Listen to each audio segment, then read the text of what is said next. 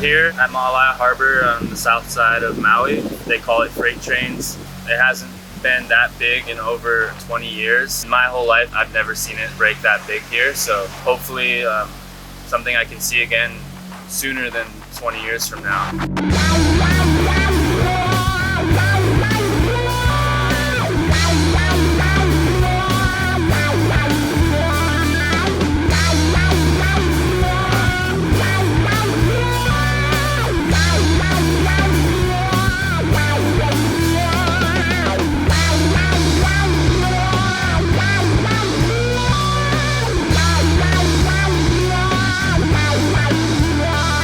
I've been dreaming of surfing Maui freight trains my entire life. Last time I saw it break big was 2005. That was 17 years ago. I was 13 years old. Ever since then, I sort of regretted not paddling out to the peak. But finally getting my opportunity at the young age of 29 to paddle out there and get a couple insane barrels, you know, barrels that I will remember for the rest of my life.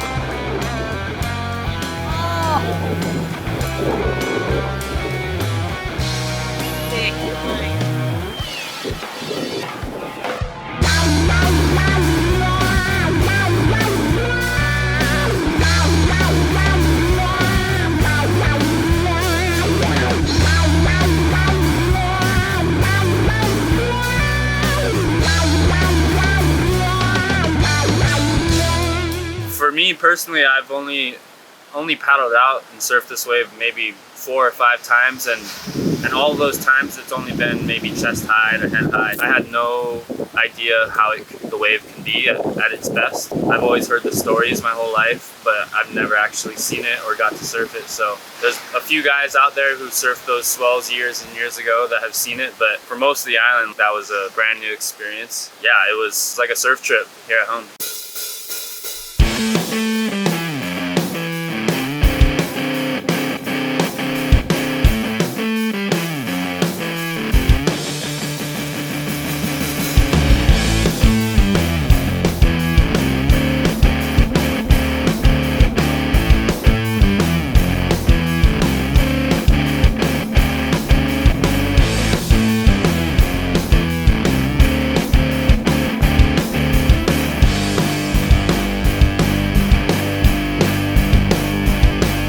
It's an extremely hard wave. They call it freight trains for a reason. It's probably one of the fastest waves in the world. There's a big crowd which pushes everybody really deep. So if you wanted to get those really good waves, you were kind of having to position yourself super deep, which made it even harder, you know, because it's so fast. It's also tricky because it was pretty big.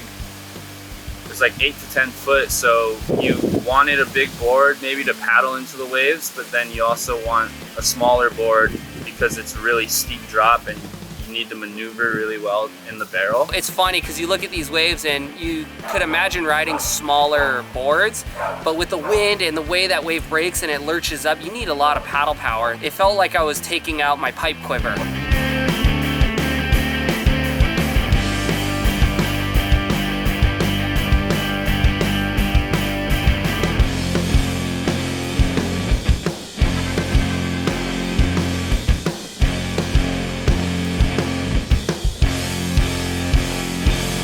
I feel like riding the wave was easier than actually watching them because you'd see them take off so deep, so late, under the lip, and then the way the wave would break, it looked like you were outside of a shore break and watching the whole wave just come over. It was so fast and quick, I'm like, oh, there's no way they made it.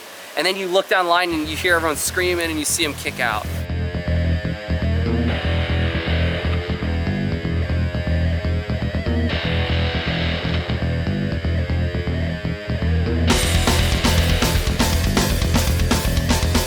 The scariest part is when you're on the wave and, you know, there's like 80 people in the channel all kind of trying to go on the wave because they think you won't make it. So if it wasn't for the crowd, I wouldn't even say that difficult of a wave. It's fast, but extremely doable, especially on the sets.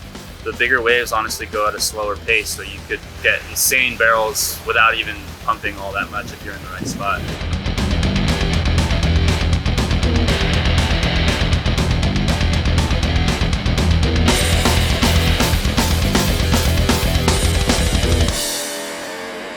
mean, the best barrels are the ones you don't think you're gonna make.